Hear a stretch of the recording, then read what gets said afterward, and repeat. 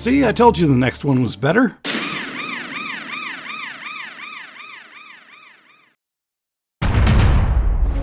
I got better. Hello my friends, and welcome back to the Review Den.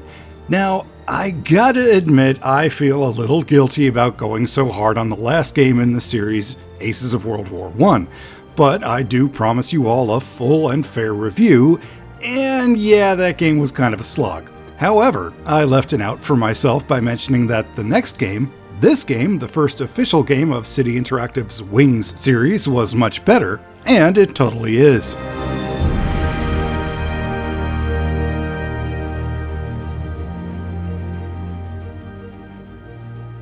Wings of Honor is an action flight game released for PC in 2003, just 1 year after the development team's last effort. But don't let the short release interval throw you, this game is worlds better than the last outing.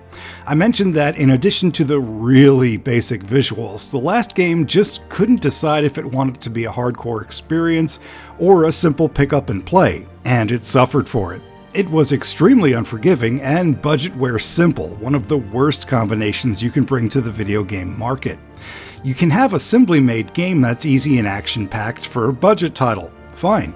Or a hardcore title that's well developed, but you can't cross the two. Sorry, just a cardinal rule of Fox and myself here at the Review Den.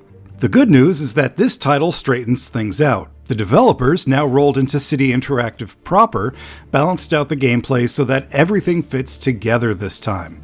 Let me show you. I mentioned last time that, yeah, World War I fighters were really slow in real life. And while that might seem like a drag in a game, Wings of Honor manages to make it really fun in dogfights. I mean, yeah, it's a bit slow getting from point to point, but unlike last time, the planes are really maneuverable this time. You don't have to worry about stalling every time you lose some speed, so you wind up having these crazy close dogfights where you and everyone around you are all spiraling around each other trying to get those kills. It's fun on your own, and even better when you have some friendly wingmen helping you out. You can give them orders, which are moderately effective, but it's really best to just let them all do their own thing. They're all pretty good on their own.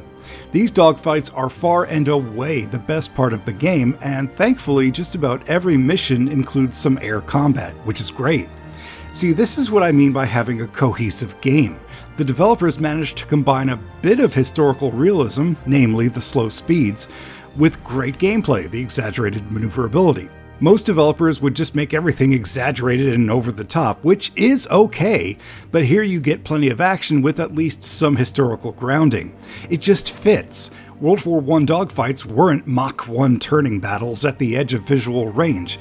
These were deliberate, nose-to-tail battles of nerves and just keeping the plane steady enough for that kill shot. The flight controls are best with a joystick, and while the planes turn quickly, there's actually a bit of progressiveness when you maneuver. In Aces of World War I, the controls were almost keyboard digital, even with a well-set-up joystick. It all felt stiff and robotic. Here, though, the controls are quick, but you can still be precise. The gunplay is worlds better too. The last game had absurdly difficult hit detection, which did not work with the arcadey difficulty, but here things are just forgiving enough while still requiring good piloting. It doesn't hurt that the dogfights are all up in your face this time either. Your guns are now limited by heat rather than ammunition, so you don't have to worry about running dry trying to take down an entire squadron. And while it might have been nice if they worked in the occasional gun jam, again, playability.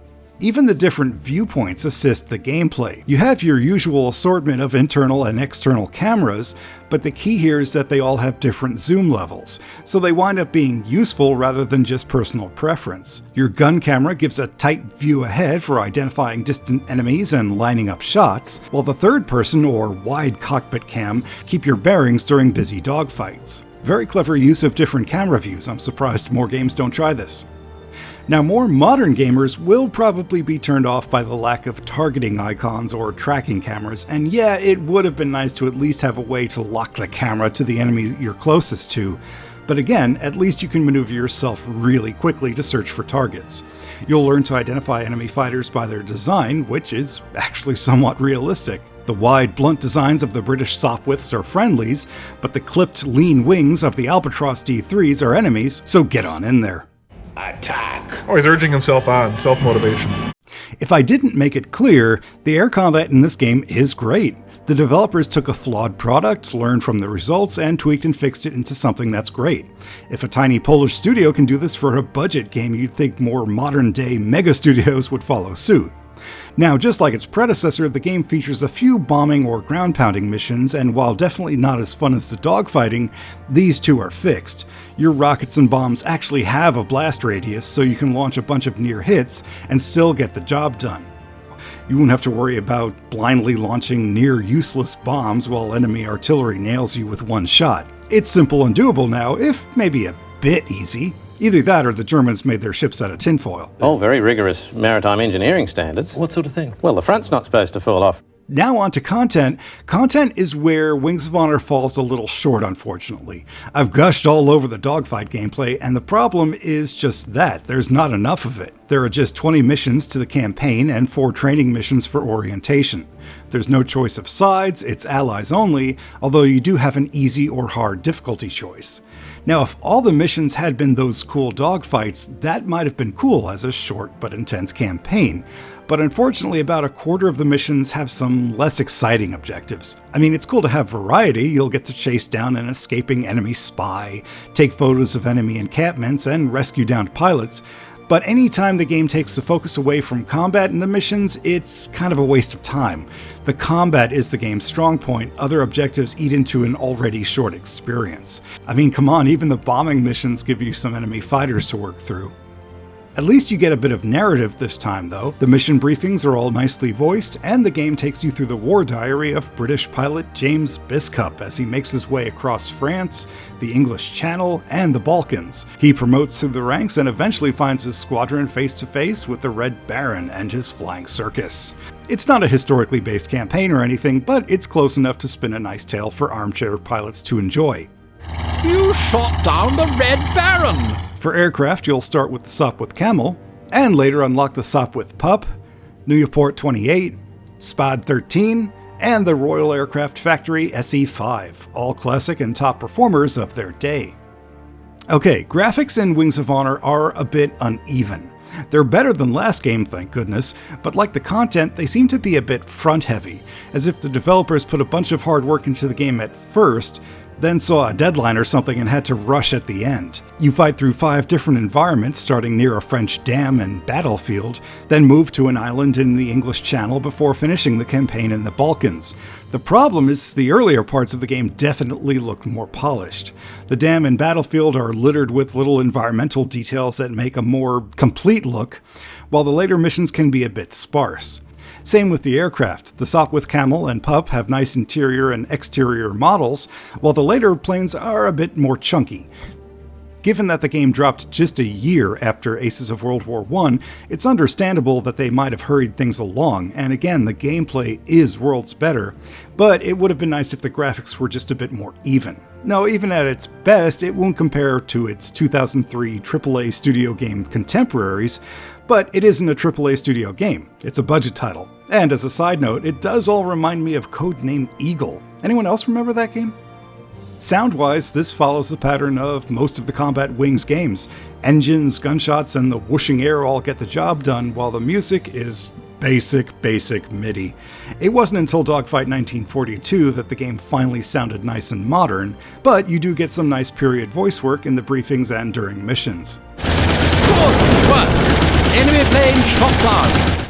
The best thing you can do after a misstep, either in life or in game development, is to fix the problem and improve for next time. And that's exactly what we see here with Wings of Honor. No, it's not a blockbuster, this is a small, fun, affordable title from a small studio just getting its feet on the ground. It may not break any records for content or presentation, but the core gameplay has been reworked into something very fun. While most flight games dealing with World War I will either be slow, deliberate simulations or completely over-the-top arcade experiences, City Interactive hit a really interesting formula with slower speeds but really quick and easy maneuverability. As a result, the dogfights are super fun, and hey, that's pretty much what flight combat games exist for, so I'd say mission accomplished in the end. The downside to all of this is that this is pretty much the most troublesome game of the series to get working in modern Windows.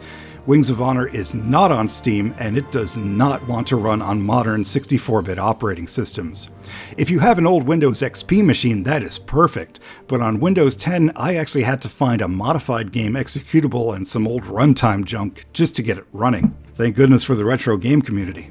And thank you all so much for watching. I appreciate each and every one of you, and if you'd like to help a small channel grow, would you be my next subscriber? Again, thank you so much. I'll be back next time with Wings of Honor, Battles of the Red Baron, which will finish out the entire series I've been doing these past few weeks. Hey, how cool is that? Everyone be sure to take care of yourselves and be sure to keep going, because you are worth it.